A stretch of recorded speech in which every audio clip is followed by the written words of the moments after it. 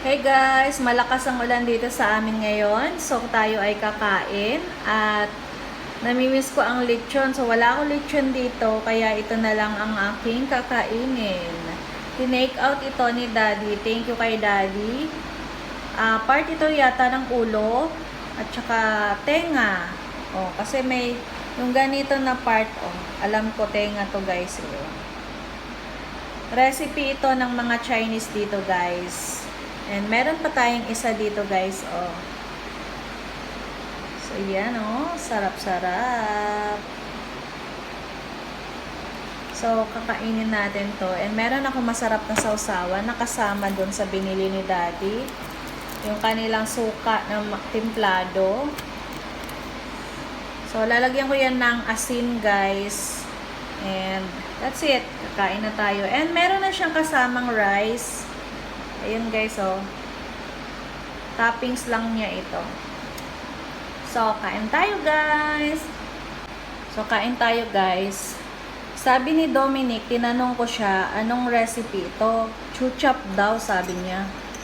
So, meron nga pala akong sausawan dito guys. Yung pakapin nila na sausawan, yung free sauce nila. Nilagyan ko lang siya ng salt para mas malasa. Kasi alam niyo na, iba yung taste ko, guys.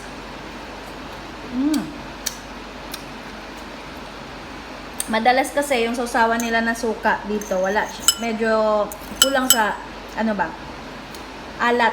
So, nilalagyan ko na lang siya ng salt. Yung tataba. So, this is tenga. Tenga ng baboy.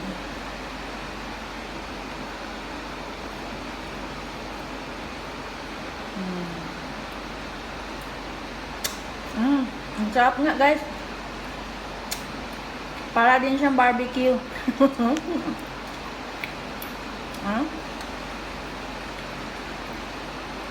Para din siyang barbecue. Pero syempre, pag kakain ka ng ganitong katataba, hinay-hinay lang.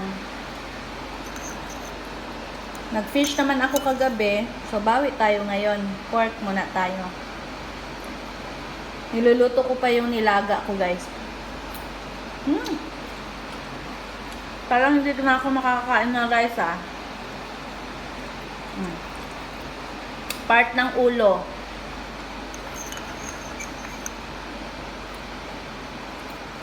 Ang sarap. Ini-imagine ko na lang na lechon ito guys.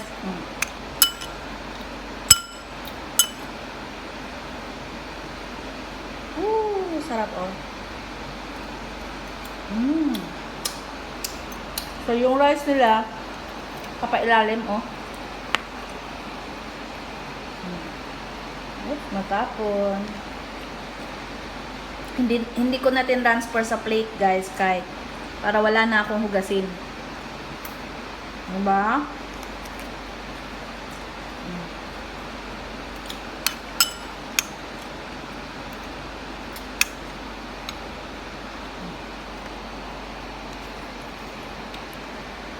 Sarap, oh.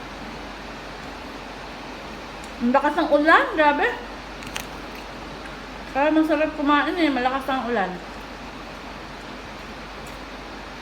So, that's it guys. Thanks for watching. Ubusin ko muna to.